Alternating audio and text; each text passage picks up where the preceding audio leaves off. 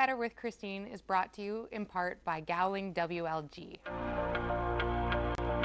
A law firm can do more than simply provide legal services. It can help support a community and its clients by bringing them together.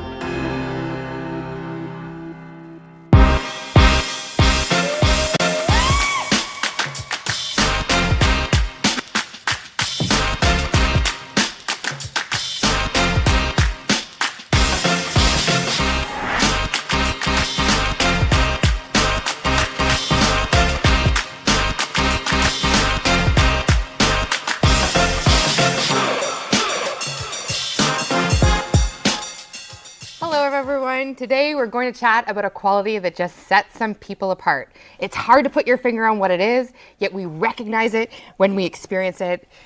Those who have this quality seem to exude it and be able to take on the world, and those who don't feel left waiting, wanting, feeling like they're not reaching their potential. So what am I talking about? I'm talking about confidence, and here to break this down with us today is sociologist and author Professor Maja. Maja, thank you so much for being here with me today. Thank you. I'm so happy to be here. So confidence, my research tells me that is one of the top reasons that hold women back specifically in their careers, becoming senior leaders and just kind of achieving the careers that they want. So I want to chat this out with you. Break this down for us. First of all, what is confidence? So most people think that confidence is a feeling of self-certainty, believing in yourself, having the confidence to go for something. But really, confidence is an action. You have to take action first, and then you feel confident later. That's really what it is. So the fake it till you make it kind of mentality. Sure. So why should we develop self-confidence? Like obviously we should, but why? What does the research tell us? Okay, so self-confidence has so many benefits, but one of them is that it acts as a buffer. It acts as a buffer and it softens the edges of self-doubt, criticism, and all those automatic negative thoughts that come into us when we are dealing with failure. Building self-confidence also gives us perspective so that when we make a mistake, we don't think we are the mistake. Yeah. And that we don't magnify the negative in our lives and minimize the positive. Self-confidence also helps us get out of our comfort zone, take a risk, speak up for ourselves, advocate, negotiate, ask for more. So consider some of these questions. When you get a compliment, do you deflect praise? Do you minimize your accomplishments, right? Has anybody ever avoided something and played small because you wanted to avoid failing? You thought you had to be perfect at everything? And so self-confidence helps build all of that up for us. Yeah, I don't know about you watching out there, but that definitely hits me. And I know I'm guilty of doing all of those things time and time again. Yes. I don't even learn from it. So, okay, good point. So what are some of the myths about confidence? Okay, myth number one is that you're born with it. That somehow there's this finite amount of confidence, and either you have it or you don't. And that is false. Confidence is a muscle. Oh my gosh, I get so excited talking about this because confidence is a muscle that strengthens with use. And the more you practice it by taking action, the stronger your confidence gets. Another myth is that when you feel confident, you'll always feel confident. And nope, we know that's not true. Your confidence can get rocked. It can change. It can decrease on an hourly basis depending on the situation or the people or the boss that you may work with or your team workers, or maybe you work in a really hyper-competitive atmosphere. All of that can rock your confidence. Another interesting myth about confidence is that it has to be loud. You have to be gregarious. You have to be an extrovert. And that's not true. Confidence is you. Confidence is me. Confidence can be soft. It can be an introvert also. Yeah, no, definitely. And I think like when you typically think about confident people, you think they're that big, bright personality. Yes. They command a room. They come in and they have a presence. But it exists in other ways. And we can all be confident no matter your personality, I think is a key thing. So what are some of the killers of confidence? Oh, unfortunately, there's so many. So it can stem from early childhood experiences with your family, going through trauma, divorce, having overly critical parents who critiqued every little thing that you did. It could also be experiencing bullying or harassment because of your race or your gender. It can also be perfectionism. For many of us, this quest to be perfect is so unrealistic. And perfectionism really is the expectation of flawlessness. Right. Which Flawlessness. is not possible. It's Yes. not at all possible. It's unrealistic and it's unattainable. And then it sets us up for this cycle of self-doubt. Yeah, no, absolutely. And it's unfortunate because, everyone's very different and you have different things that you want to achieve in life Yes. and you should go for it. Yes. But so many times we talk ourselves back. And we're going to dive in a little bit more about some of those triggers Yes. in the second half. But so and that kind of leads into the next thing, is what are some of those consequences of having low self-confidence? The first thing is our inability to own our successes. When you get complimented or praised on anything, we've got to be able to own it and say, thank you. That was me. I did that. But oftentimes the consequence is us deflecting praise, minimizing our accomplishments. Another consequence, and how familiar is this for so many of us, is playing small. We avoid taking a risk and saying, oh no, I didn't really want that in the first place. So we lower our expectations because we want to avoid being critiqued. We want to avoid judgment. We want to avoid the possibility of failure. That's a major consequence. And also our people-pleasing tendencies, right? We are so busy, oh my gosh, we're so busy saying yes and yes and yes to everybody else that we say no to ourselves. And a yes to somebody else is simultaneously a no to ourselves. And so self-confidence will help us with the ability to prioritize the people and the experiences that we want in our lives so that we can start saying yes to us and what we want. And it feels so good when you finally go after that thing that you want to do. And oftentimes, and I'm guilty of this too, I'll say yes to things that other people ask me because I want to make them happy, which inevitably is a no for something I want to go after. Or I'll say no to something I want to go after because I'm afraid of the risk, I'm afraid to fail, I'm afraid of what other people will think. And in the end, it's you who suffers, and you're not like living your best life, being your best self, and you're not going to move along your careers if you don't take those risks. That little voice in your head that speaks to you is telling you this is the direction you should go and you need to listen to it. That's having the confidence to do it. So leading into my question next for you, what are the benefits of having good self-confidence? One of the great benefits is that it builds our ability to handle failure. When we fail, we don't think we are the failure. When we fail, we then learn that failure is just information. What? I mean, that's all it is. Failure is just information. We can learn, we can grow. What was the benefit of that failure? How will I change? What did I learn? What am I going to take to the next opportunity? That's all it is. And it stops us in our tracks from ruminating and dwelling and magnifying the negative, right? It builds our motivation and our resilience to keep going because we start taking action and we start getting out of our comfort zone on a daily basis. Well, and I love that too. And I think that, the technology sector has really helped with this because they have really brought that mentality of failure and that it's okay and that's how we learn and that's how we tweak and adapt. So I think that's been a really good thing for us and for women. Yes, and I think that as women, we need to start destigmatizing failure and stop having this facade that everything is perfect. And so one of the great benefits of self-confidence is it builds our self-compassion and our common humanity where we can recognize that we're all making mistakes and we're all in this together. Right with you. So we'll be right back. Thanks so much for being here, Professor Maja. Thank you.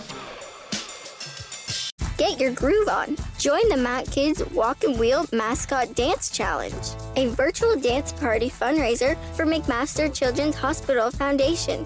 Have we got a challenge for you? Between Mother's Day and Father's Day, share your new dance party video on social media, make a donation, and challenge your friends to help us raise $200,000. Support patient care today. Bust a move and start fundraising at mattkids.ca/walkandwheel.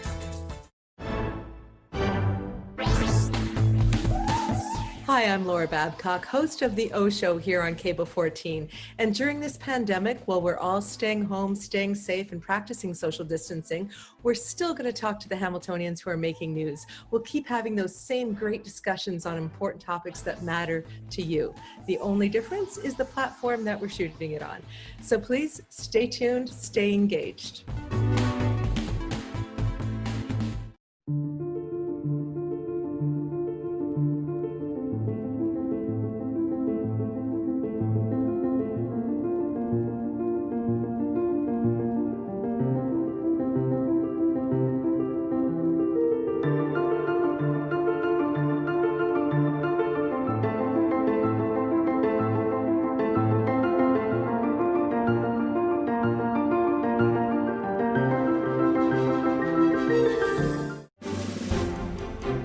I am Larry Deani, and I'm the host of In the Hall, Cable 14's Community Affairs program, which always brings you a focus on important issues happening in our community. We are during a pandemic period, and I'm hoping that you're doing everything that will keep you safe. But I do want you to know that we have new content. We bring you the decision makers to talk about issues in our communities. Please join me. During this difficult time, many families are struggling with food insecurity. Food for Kids is responding to children and families impacted by COVID-19. Grocery gift cards are being mailed, and where a family can't visit a grocery store, we are delivering food to homes. Food for Kids is committed to ensuring no child in our community goes hungry. We're all in this together. Visit foodforkids.ca. Welcome back, everybody. I'm here with Professor Maja, author of Hey Ladies, Stop Apologizing. Such a great book. Thanks so much again for being here. And we're joined with two other female professionals. I'd like to introduce you to Jessica Wooder, a director in healthcare management, and Sharon Caetano, an entrepreneur and realtor. Thanks so much for being here with us, ladies. Excited to be here. So we're going to continue on with this conversation about confidence and how that plays into our careers and our professional lives. So jumping over to the first question is, why do we think that women are having trouble feeling confident? So kick it off with you, Jessica. Well, perfectionism is my confidence killer. Sometimes I fixate on my performance to the point where I'm checking my work over and over again and wasting sometimes hours at a time. And that's time I could be spending doing anything else. In my experience, women are often reluctant to act unless they're 100% confident or 100% prepared. I see it with my friends who won't apply for jobs until they meet or exceed the criteria. Or my female colleagues or employees, they won't speak up in meetings or they won't answer questions unless they are 100% sure of that answer. Or they defer the decision making even though it's completely within their scope to do that. We watch our male counterparts take risks all the time, but why aren't we taking the risk? Why aren't we as likely to put ourselves out there? Because when we don't, it comes with a huge opportunity cost. It can be career limiting and it can hurt our confidence even more. Yeah, no, I definitely agree. And I've also, experienced that myself. I'm sure all of us probably have. Yeah. What about you, Sharon? Well, I think we're all kind of hitting on the same topic.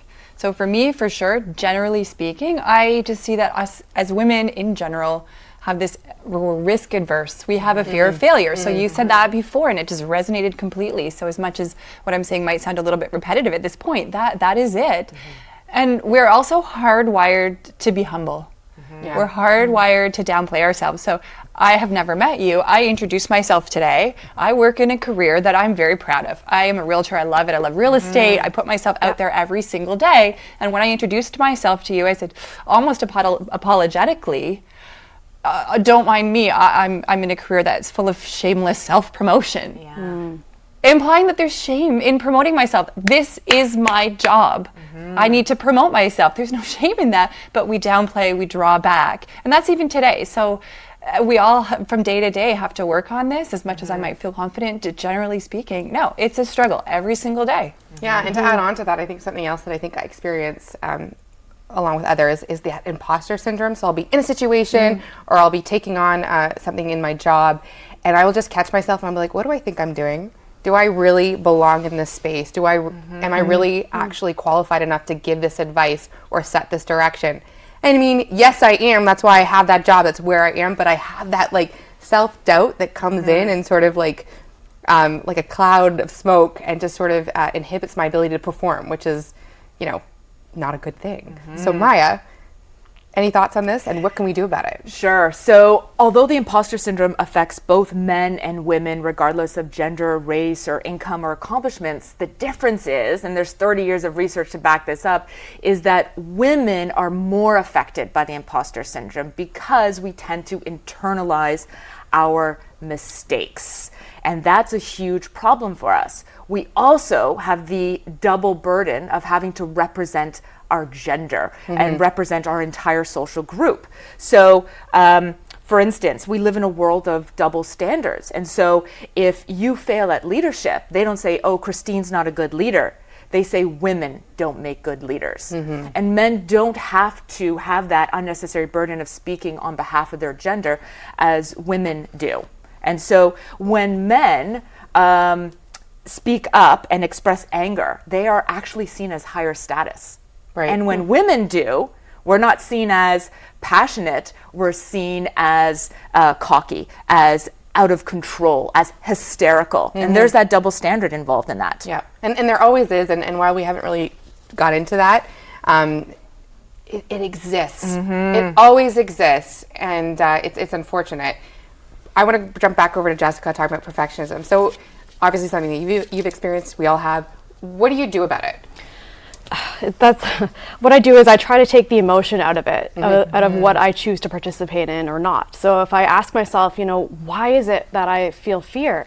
If fear is at the root of it, I try to mitigate that and do it anyway and push myself to do it and take these calculated risks as often as I can. But I also have learned that when you do that, it sometimes leaves you open to disappointment. So I've learned to accept and even embrace that failure or even criticism, which is sometimes you take to heart, and it actually makes you a better leader. And that's confidence at play there, right? Because you're taking the risk, you're trying it over and over again, and every time you do, it's like Maja said, it grows your confidence level. So I think that's a great suggestion. Just keep going for it, which is really, really hard, but it works. It's Gotta get back up. Exactly. Yeah. Sharon, what about you? How do you overcome? So if I'm feeling a very low confidence in that moment, I would actually, even right now, vulnerable, let's share. I would ask myself 2 questions. So this is me. I would ask myself 2 questions. And, well, the most important one would be, why not me? Yeah. Why not me? So go through it. So that's the most important one. But the second one is, what is the worst that can happen right now?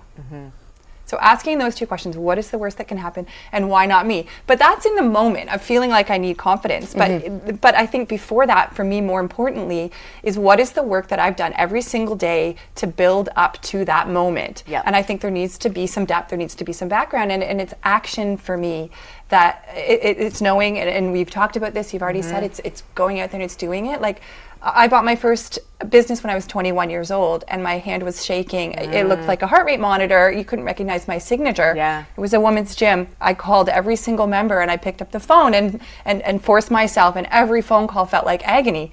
It was a long time ago. Half of them didn't know they were a member anymore. You guys, they all canceled. It was disastrous. But I survived that disaster, and those experiences have built and built and built, and it's the action for me of getting out of that comfort zone. So I, in a nutshell, would say that for me, it's feeling that in my gut discomfort. Every day, and I feel like, okay, I'm on the right track if I feel that. I feel it here today, being on camera with you, as fun as this is, it's out of the comfort zone. But I'll say, hey, this was fun, this was a great experience. And it could be very, very small if you're a shy person. It could be a smile to a stranger. Yeah.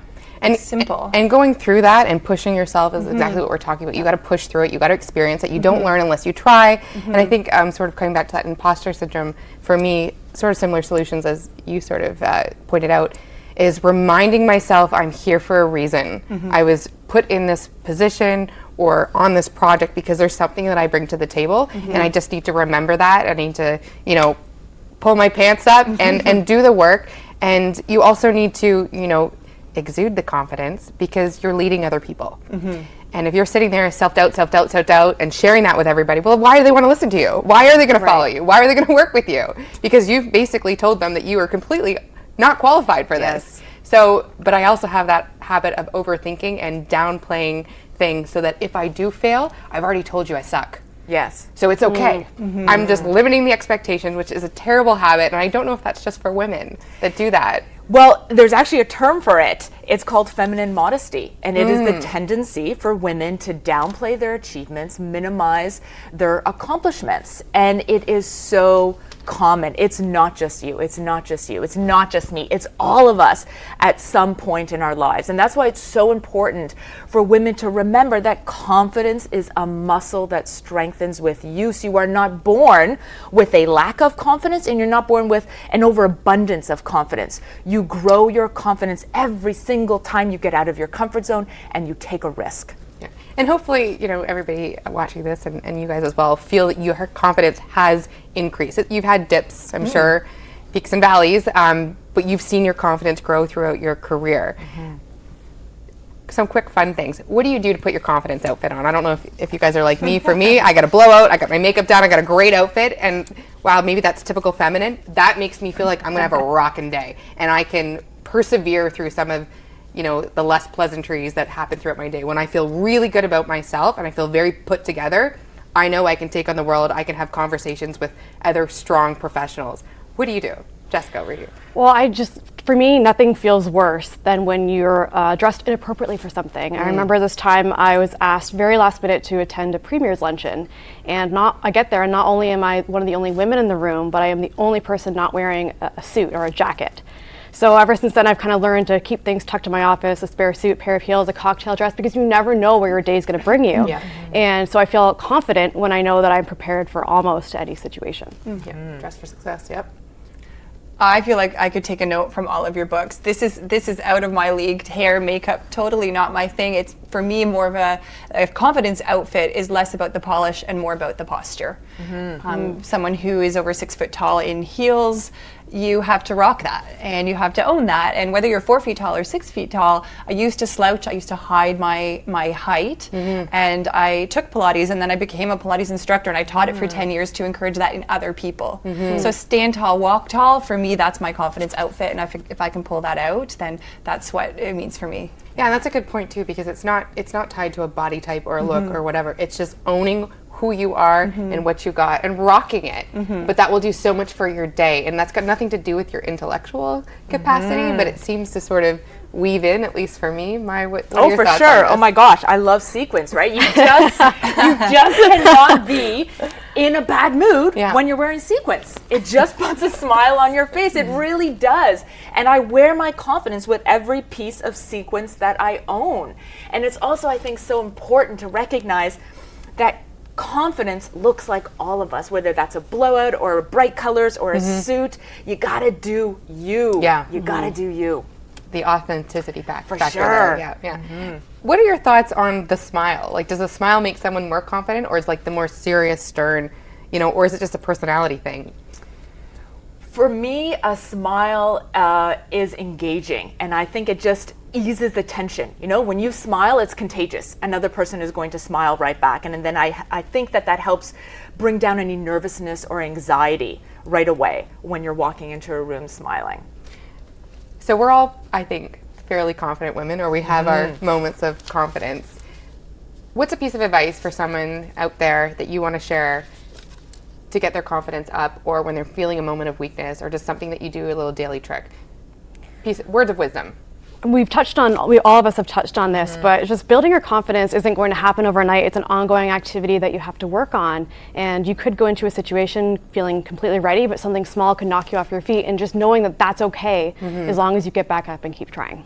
Yeah, no, I really like that. I'm going to steal a one-liner if I can. And that is, your playing small does not serve the world. So there's a poem, it's by Marianne Williamson, and it's called Our Greatest Fear. And if you read it, it's partway through, and says, your playing small does not serve the world. There's nothing enlightened about you playing small to make someone else feel confident.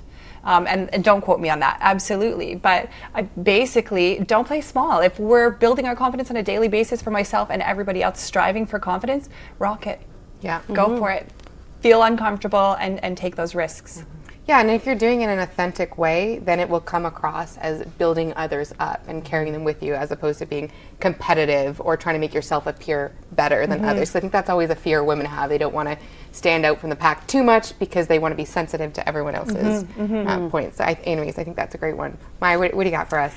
What's your takeaway for us? Two takeaways is failure is just information. Failure is just information. We don't have to internalize our mistakes. We don't have to ruminate over them. And secondly, confidence is very fluid. And if we can just recognize that and embrace that it is not an end destination. It is not something that you will have at a certain amount of time. It is something that you must work for on a daily basis. It is a journey. It is a journey, and that's okay. That's awesome. Thank you so much, ladies, for being here with me today. For those of you watching, go out there, be confident, kill it, go after what you want, and hope you join us next time.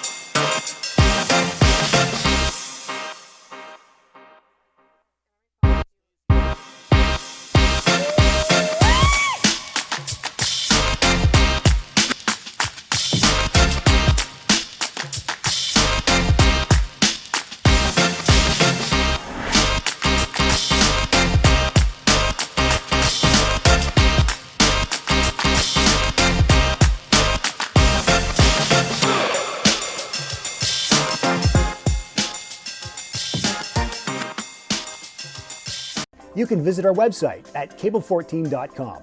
Like us on Facebook at Cable14 Hamilton, and follow us on Twitter and Instagram at Cable14.